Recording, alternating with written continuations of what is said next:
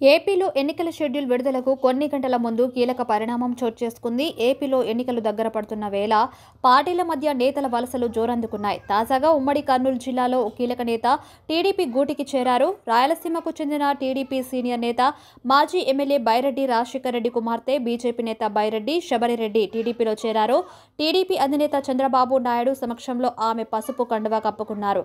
నంద్యాల జిల్లా నేతలతో కలిసి చంద్రబాబు వద్దకు వెళ్లిన బైరెడ్డి శబరిరెడ్డి తెలుగుదేశం పార్టీలో చేరారు. ఈ సందర్భంగా బైరెడ్డి రాజశేఖర్ రెడ్డి, కోట్ల సూర్యప్రకాష్ రెడ్డి, భూమా అఖిలప్రియ సహా పలువురు నేతలు ఆమె వెంట ఉన్నారు. రాయలసీమలోని కీలకమైన నంద్యాల ఎంపీ సీటులో టీడీపీ ఈసారి బలమైన అభ్యర్థి కోసం ఎదురుచూస్తుంది. మరోవైపు నంద్యాల ఎంపీ స్థానంలో బైరెడ్డి శబరిరెడ్డిని బరిలోకి నిలుపుతారని తెలుస్తుంది. నంద్యాల జిల్లా ఎంపీ అభ్యర్థి కోసం అన్వేషిస్తున్న టీడీపీ శబరిని బరిలో నిలిపే ఆలోచనలో ఉన్నట్లు తెలిసింది. ఉమ్మడి కర్నూలు జిల్లాకు చెందిన కీలక నేతలు శబరిని బీజేపీ నుంచి టీడీపీలోకి తెచ్చేందుకు గత కొంతకాలంగా ప్రయత్నాలు చేస్తూ వచ్చారు. ఈ క్రమంలో ఆమె టీడీపీలో చేరుతుందని, నంద్యాల లోక్సభ స్థానం నుంచి పోటీ చేస్తుందనే వార్తలు వచ్చాయి. ఎటకేలకు ఆ వార్తలను నిజం చేస్తూ శబరిరెడ్డి టీడీపీ గూటికి చేరారు. మరోవైపు రాయలసీమలో బైరెడ్డి కుటుంబానికి రాజకీయంగా మంచి పలుకుబడి ఉంది. ప్రత్యేక రాయలసీమ నినాదంతో పాటు రాయలసీమలో నీటి కోసం బైరెడ్డికి ఉద్యమాలు జరిపిన చరిత్ర ఉంది. ఈ నేపథ్యంలో ఆయనను బైరెడ్డి కుటుంబాన్ని తమ వైపు తిప్పుకుంటే వచ్చే ఎన్నికల్లో లాభిస్తుందనే ఆలోచనలో చంద్రబాబు ఉన్నట్లు తెలిసింది.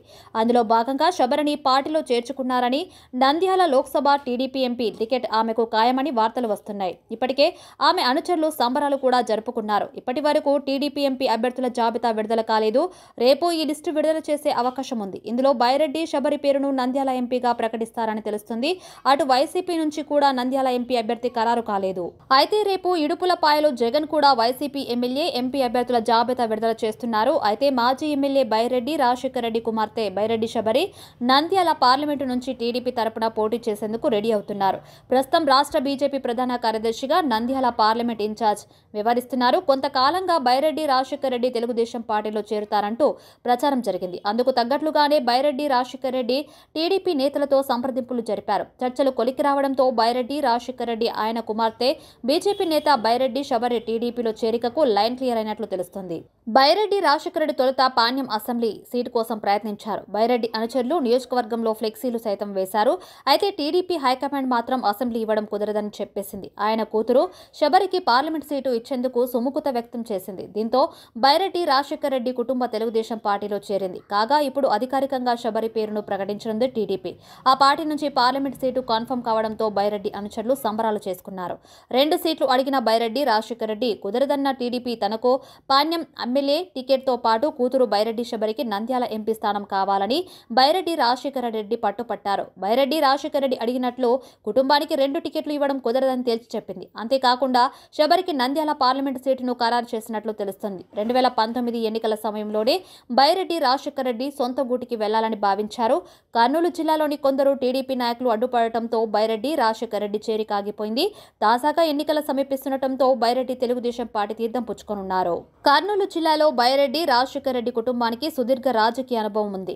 బైరెడ్డి రాజశేఖర్ రెడ్డి తండ్రి శేషాచయనారెడ్డి 1957 నుంచి 3 సార్లు శాసనసభకు ఎన్నికయ్యారు. నందికొట్కూరు నియోజకవర్గం నుంచి 1994 టీడీపీ తరపున పోటీ చేసి తొలిసారి అసెంబ్లీలో అడుగుపెట్టారు.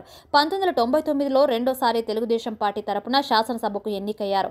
2004, 2009లో జరిగిన ఎన్నికల్లో పరాజయం పాలయ్యారు. సెప్టెంబర్ 2012లో తెలుగుదేశం పార్టీకి రాజీనామా చేసి రాయలసీమ పరిరక్షణ సమితిని స్థాపించారు.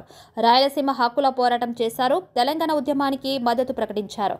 4 నెలల పాటు 3000 కిలోమీటర్లు రాయలసీమ ప్రాంతంలో ట్రాక్టర్ యాత్ర చేశారు.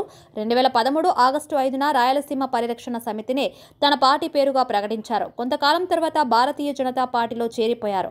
మరి బైరెడ్డి శబరి టీడీపీ తరపున నంద్యాల ఎంపీగా గెలుస్తుందా లేదా అనే దానిపై ఇప్పుడు చర్చ నడుస్తుంది.